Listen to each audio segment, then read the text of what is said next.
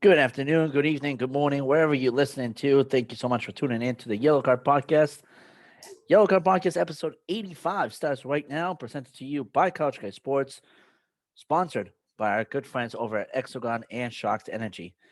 Check out Exogon, use the code Couch Guy 10. No, no, is it what's the new passcode for Exogon? So CGS 10? CGS 10. CGS 10. I don't know why I messed them up. I was thinking of Manscaped as well, which Manscaped is also a partner of the Couch Guy Sports Network, but that's nothing to do here or there. As you can tell, Memorial Day weekend, it's already gotten the two of us really tired. So this will be a fun, loaded episode. Check out also Shocked Energy, which we could both use right now. That code over there is CGSN for Couch Guy Sports Network. On today's episode, a lot to talk about. So we had great weekend for football and a lot of exciting stuff happening right now. Summer transfer window has already begun. A lot of moves being made. Fabrizio Romano has been extremely busy at the Twitter machine for the past 72 hours since the end of the season for a majority of leagues across Europe and South America. So we're gonna get this show started. I'm gonna let Jones start us off with a topic of his choice. So Jones, kick us off. I think we're just when I want to get my heartbreak over with. Let's talk about the UCL final. So congratulations to Real Madrid, 14-time Champions League champion. Yep. Which is not just unreal to think about. This team at the I have beginning of the year, the jersey of the last championship, number 13. at the beginning of the year, people didn't have high hopes for Real Madrid, especially what happened last year. They bring in Ancelotti. Ancelotti is one of the best managers to ever manage the game, hands down. He's done it with everybody. But what happened this year with this Real Madrid team is they've gotten guys to step up. Vinicius Jr. has taken a big step forward. He just re-upped with Real Madrid. We'll go into that when we talk about the signings that have happened over these past couple of days. But he scored the game-winning goal, the only goal of the game, 1-0. Again, third year in a row, the Champions League final ends 1-0. Yep. So, but Real Madrid needs to thank Thibaut Courtois because he basically saved their title run. Courtois had nine saves in that match. Liverpool controlled the majority of the game, having possession 54% of the time. Yep. They couldn't capitalize. Courtois was just a brick wall back there. And Mo Salah had the best shot for them, and it hit off of Courtois' form. It was just one of those type of days. Yep. But congratulations to them. And it's really all I have to say about it. Obviously, we got big moves coming throughout Liverpool already, and we'll get into those in a little bit. Yep. No, what Real Madrid had going on this season is beyond special. You get guys in the locker room with a ton of experience looking to break records and whatnot, looking to write additional history. People like Marcelo, for example. And then you have a goalie that's determined to make sure that he does whatever he can do to ensure to keep the team in the game. There were multiple occasions where Liverpool could have gotten ahead and could have blown Real Madrid out of the water if they really, really were wanting to. And Thibaut Courtois just came out huge. That one opportunity that was the closest and clearest opportunity of Mo Salah scoring on Real Madrid, and Courtois just denies it with his forearm. That was just pure insanity. And then you got guys like Ancelotti, like you said, comes back to Real Madrid after a season with Everton. He must have seen the writing on the wall for Everton, and just must have been like, you know what, this is my opportunity to recapture the value that I have as a manager, and show people why I'm a high end manager. And that's exactly what he did. How he coached his team, how he managed to keep them in shape, how he managed to put them in line and work together. That's just unbelievable, completely unbelievable. So congratulations to Real Madrid. a lot of news that we have to break in terms of signings, extensions, targets and all that stuff. So let's move on from the Champions League. We also had um, a race to find out who would be the three teams moving on to the English Premier League. One of those teams being one that we were both very supported of, and we both wanted them to move up. That was Nottingham Forest. So congratulations to Nottingham. Moving up to the EPL. It's been, God, I don't even know how many years it's been since Nottingham And Forest. since believe 99. My goodness. So you're Yeah. looking. So you're looking at about Well, 23 years ago. don't forget, we have to talk about the fact that at one point in the season, they were in the relegation spot Yeah. and they fought and they clawed. They changed managers. And ever since they changed managers, they flew up the board and they were a tough team to play in the EFL. So they kind of remind me a little bit of Brentford coming into the Premier League next year. So I'm a little excited to see what they have in store for us in their first season back as well. Yep. But why don't we dive into the signings? Yeah. I mean, we have some breaking news immediately right off the bat. Uh, Yvonne Perisic is confirmed officially as the new Spurs player for Tottenham. He's the medical test and everything will come back. No issues, no problems. He's signing a 2-year deal with Tottenham. So congratulations, Tottenham. Great player. The official announcement from the club will be coming out soon. It's just pending matter of time. It's more of a getting pictures and the PR worked on, but that announcement will be coming soon. Why don't you select some of the news that we have, because there's a lot of news that have been breaking out today, yesterday, and the day before.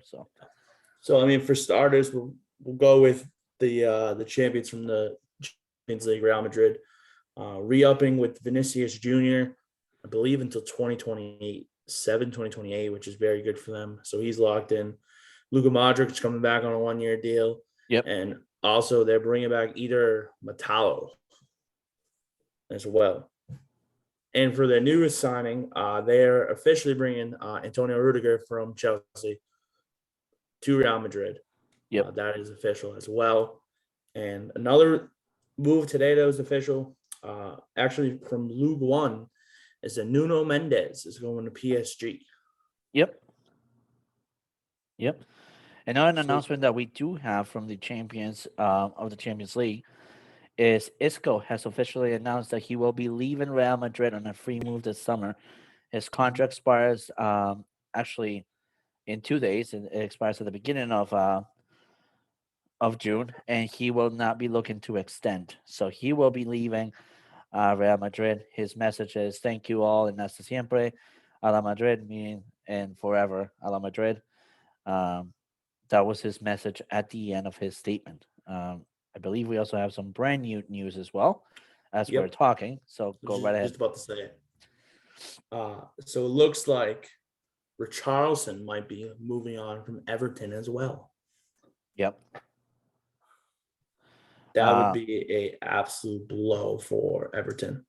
Yeah. So it looks like Everton striker and his sports group, which is the Velasco Sports Group, have officially signed a CAA-based agency, meaning that he's waiving clauses and all that stuff. He's looking to leave.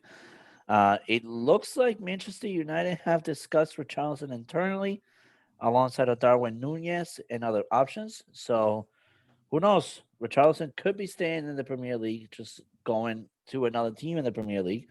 But Richarlison will be a target for many, many, many teams. I know years past when he was renewing his contract, teams like PSG, Real Madrid, Bayern Munich had looked at his way as well.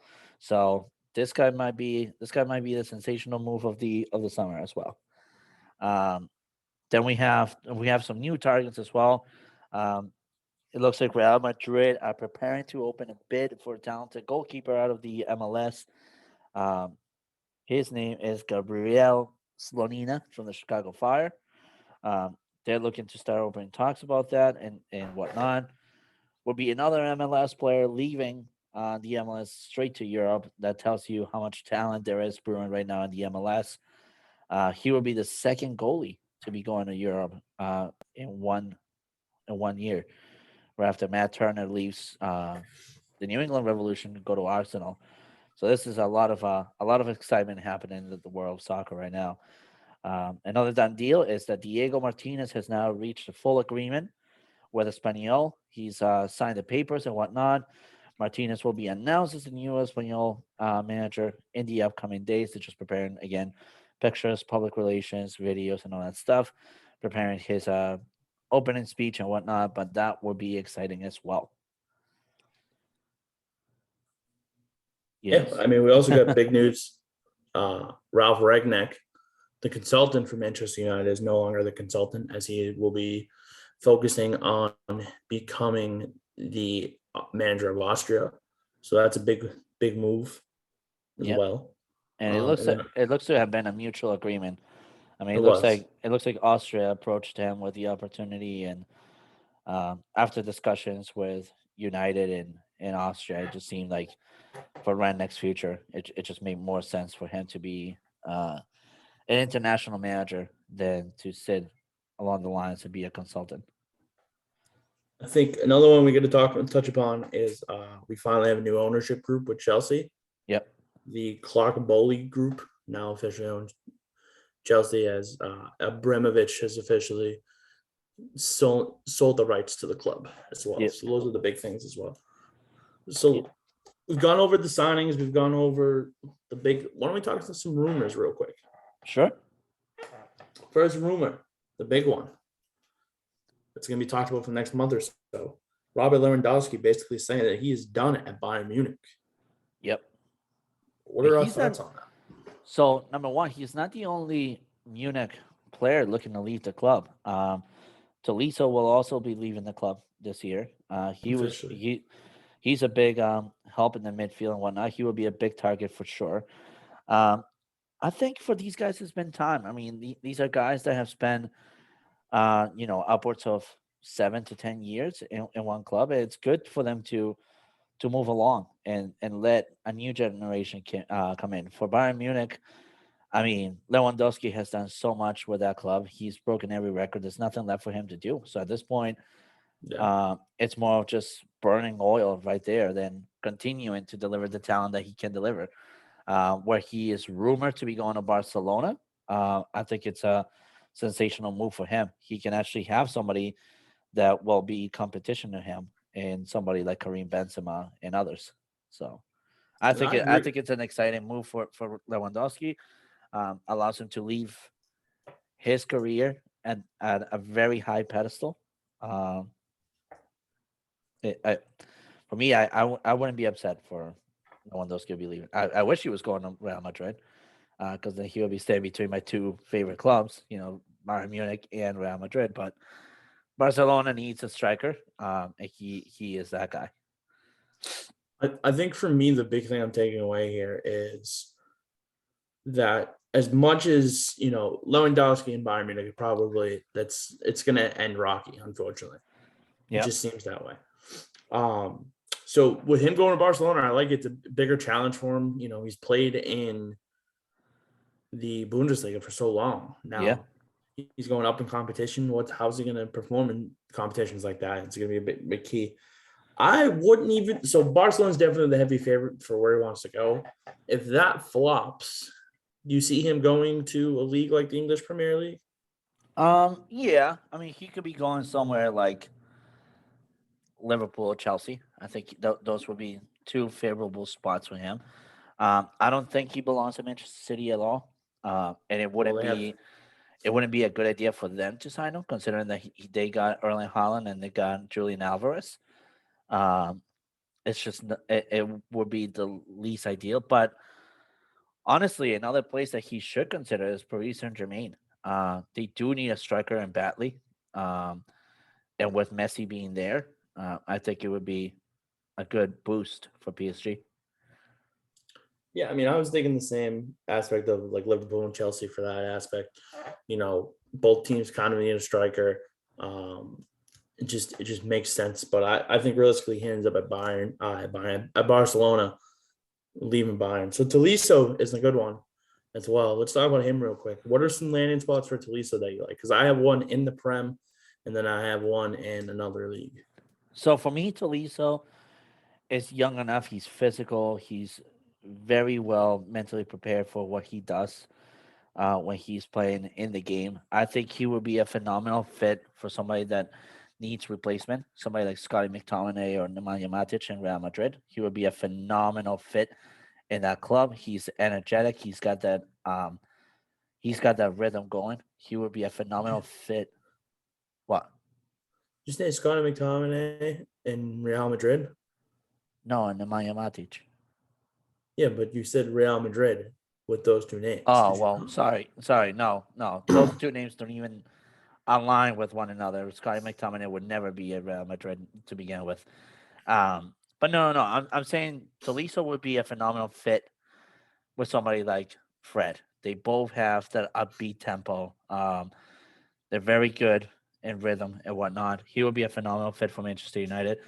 Another team that I think he would be a phenomenal fit for, though, would be not Tottenham, but potentially Arsenal, actually. Want to let me talk, or are you just gonna keep taking everything that I have, dude? It's like, why? I think if he goes to the Prem, it's gonna be Arsenal. I just think he's the type of midfielder that Mikel Arteta needs to take it to the next level. Yep. Matching him up with Thomas Partey and then Martin Odegaard, I think that's a good little trio in the midfield for them as well. Another But for team that me, I could see him going to though would be Ajax. That would yeah, be a good fit for him. to me, I think the only other team I could see him going to, especially him being French, going back to the French league, I think he could go to PSG. Huh. Okay. Would be an interesting little spot for him. He'd get the playing time there because they're trying to restructure their whole roster too. Like Arcaf Hakimi has been looked at by Chelsea already. So there's plenty of things going around Yeah, I with mean, PSG. to be frankly honest, this is a guy that's going to be a cheap deal to begin with, so there's no risk involved in taking a flyer on the guy.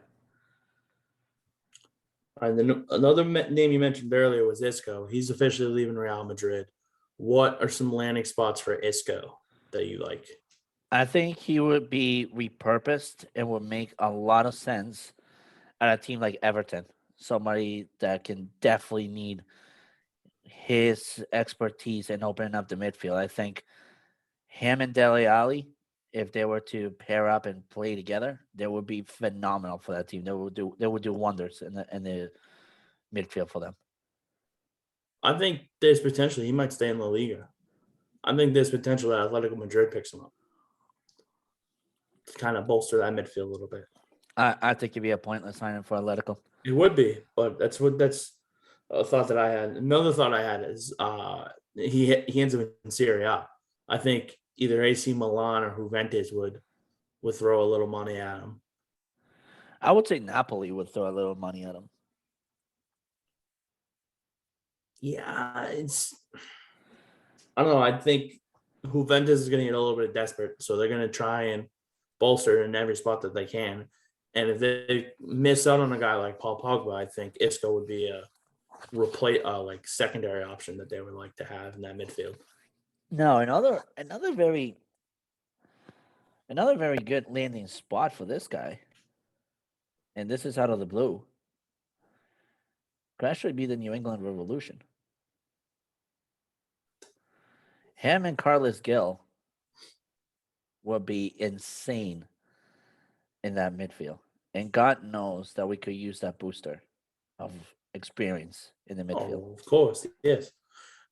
If Isco goes to the MLS, though, I think he goes to one of Inter Miami or one of the LA teams.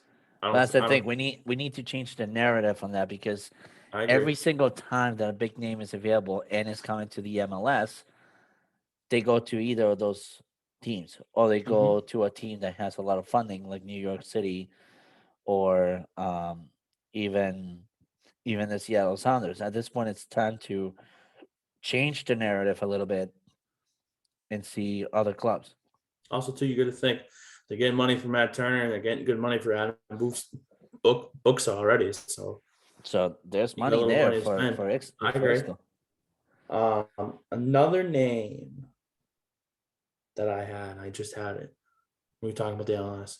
It looks Well, I like mean, Chiellini has got an we'll be imminent going. deal to go to LAFC. Another mention that we forgot to do, and it's a big one, is that Sadio Mane will be leaving Liverpool this I didn't summer. forget to mention it. It was coming up. Okay. All right. So Sadio has announced that he will not be re-upping with Liverpool. Saddening my heart. I got 2 landing spots for him. I think he either goes to Bayern Munich, who has been the front runner to get him for months now, it seems. Yeah. Or I think he takes his talent to the Italian league. I think he goes to Juventus. Those are the 2 teams I think he ends up at. I think Juventus would be a little bit of a step back for Sadio's career, especially with the pace that he brings. I think Bayern, though, however, he would be a phenomenal fit over there. My goodness. Oh, for sure he would. Yeah. Yeah. Other than that, I mean, that's pretty much it for the transfer and rumor window. No, I got a couple more names. Who else? Well, as of like a half hour, maybe 45 minutes ago, Divock Origi has announced that he is leaving Liverpool as well, with it looking imminent that he is going to sign with AC Milan. Ooh, he would be the Tommy Abraham of Roma for that, basically. I agree 100%. It stinks to see Origi go, but I think he's going in the perfect spot there for AC Milan as well. And the last one I have, you and I talked about him off air, and he was talked about by one of the big clubs in Serie A. It's Paulo Dybala. Yep. So I got 3 landing spots with Dybala. I think there's potentially stays in Serie A. I think Roma, him playing with Mourinho, I think makes perfect sense. Inter Milan's going to try and get him away from Juventus. Yep. They want to get back in title contention. He's a good way to do it. And another one, I think if he goes to this spot, this team has a very great attacking foursome in a sense in Tottenham. I think if you put the baller to go along with Heung-min Son, Harry Kane, and now Yvonne Perisic, I think the baller is a good fit for that cam spot. So for me, I think that makes the most sense. Will it happen? We'll have to wait and see. But I'm curious to see how this all plays out. Did you see the rumor that Liverpool was going to get ready to throw a bag at Heung-min Son if Tottenham didn't make top 4? Yeah, I saw that, and I think would be wise move to make. I know Jurgen Klopp is very high on Heung-min Son, and he said it before in interviews that if Heung-min Son and Harry Kane weren't in Tottenham, the Tottenham will be very much a very average Premier League team, and that he's not wrong in that sentiment at all. I just don't know. I don't know how else you would be working that roster though, and I think it would become an issue because Heung-min Son is very Liverpool. Oh, Son went to Liverpool. I mean, it would be to replace Sadio Mane. Yeah and no, because by the same token, you guys have some very good targets that you guys are looking into. But again, I mean, hey, doesn't hurt to try it all. Couple other names that we forgot to mention as well is Jurien Timber and Pau Torres being heavily talked about internally at Manchester United. Manchester United looking to booster their center defensive lineup, and those 2 names are names that they've been working on for quite a while, and they will be looking to bring them in to go alongside of Rafael Varane and potentially Victor Lindelof, as it seems that talks between Maguire and Ten Hag might have landed basically the same exact way that they landed when Rangnick and Maguire had that conversation. So I don't know. I think Timber it's a Ten Hag guy, so he makes sense to bring him along because he was a big part of how good Ajax's defense was under Ten Hag's system. So that makes sense to me. The Pau Torres one is interesting because he can go one of like 4 different teams and he would be a great fit. Yeah. Like he could be, if he were to end up in Manchester United, he could be the Ruben Diaz for that defense. Oh, I Diaz agree. When Diaz came over, his first year here at Man City, he was just so good. Yeah. I don't know.